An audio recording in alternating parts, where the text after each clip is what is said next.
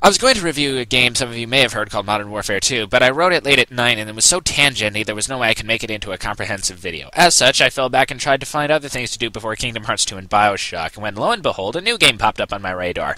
A game about an over-muscled man using grapples to brutally murder people and spread gore all over the place. Wait, this is a remake? It has nothing to do with God of War? Splatterhouse? What is this Splatterhouse retro game of the time before mine? A hockey masked man causes death to demons to save a girl? Multiple games? No, I'm not doing them all! Just the most recent one. Wait, it's a remake. Identical plot, you say? Oh, well then that makes my life much easier then.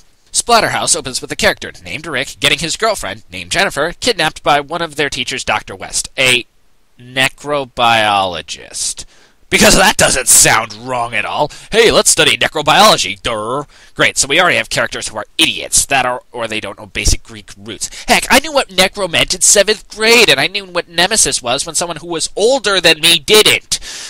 Anyway, Rick wants to save his girlfriend, so he puts on this mask that's talking to him. Why he doesn't think this is strange is beyond me. Maybe he got over it when a creepy demon ghoul thing disemboweled him. Anyway, he put on the mask and proceeds to become massively large muscle and has the ability to kill things in many a gory way via grapple. Once again, God of War takes his place as an influence to all game in the world. Where was I? Oh, right, Mask. So let's deal with this plot, since Mask actually does have something to do with this. Dr. McContradictory kidnaps Jennifer to sacrifice her to the old gods, incidentally citing Lovecraft directly, and allows the corrupt, aka demonic force thingies, to come and enter the world and do whatever that is bad, mostly try to kill you.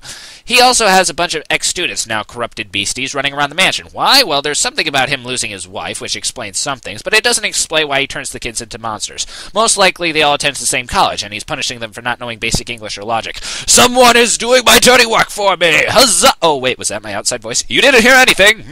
Yeah. Anyway, Mask tells you that he was involved with a powerful corrupted, escaping to Earth from the Abyss, or Hell if you will, and gets the Mayans to worship him and offer him sacrifices since he needs blood. Honestly, of all the characters, Mask is definitely one of the most likable in a kind of sickening way. He has the amazing sarcastic wit, and will mock you if you do something stupid, or get hit, as well as breaking the fourth wall with comments like, "See, this is why they gave us an M rating." You go to the end, kill Dr. West, and reveal that Mask was just using you to open the gate to the Abyss so he can get his revenge on the corrupted. You fight the final boss and are about to take Mask off when it says something that implies Jen is not okay, leaving it open for sequels with Jen looking rather possessed. So as far as the Great Cosmos stuff goes, there doesn't seem to be any reference to a good higher power. No angels, no benevolent god, no anything. The only thing that exists is a freaky evil hell thing with those things known as the corrupted. What they are corrupted from, I don't know, since demons are fallen or corrupted angels, if you will. Alternatively, I may not supposed to think about this, but it's my job, so ha to that idea. This shows that humans are good, or at least the lesser of two evils. Rick is really the only good character, with Jen being portrayed as an innocent victim, something I would normally be fine with, except you keep finding special collectible pictures of Jen, all of which are pornographic in some way. Sexual freedom raises its ugly head again, dictating that it's fine to do whatever you want, whenever you want. Curse you, Freud! Also, Mask taking revenge is part of it, despite the fact that Mask tricks Rick into doing it. So he isn't really a good character, but he helps you practically all the time, so he isn't really bad either. So revenge is perfectly fine. Again. What is it with games and revenge? I can think of many other perfectly good reasons to do something. Rick wants to be chivalrous and save his girlfriend out of love, so that isn't terrible. You can do so out of loyalty or other stuff. Cut the revenge crap, games industry. Seriously, it's old. There's another thing I should point out. This game has a very strong use evil to fight evil idea. This is something that is not only impractical, it is a very loud and common idea in many games, including Devil May Cry, Shadow of the Hedgehog, and Dirge of Cerberus. A little more complicated, but for our purposes, you get the idea. The idea itself is an ends justify the means things that is dangerous to the person who uses it. Evil is still evil, and affects all involved negatively.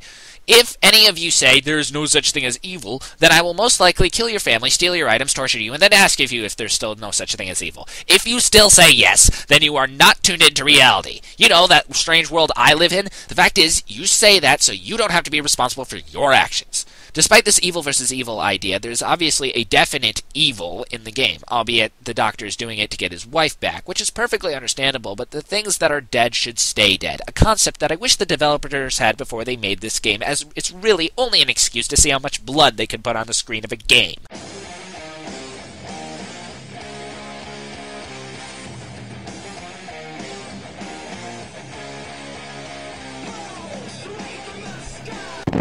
No. I'm not gonna have my eardrums bleed.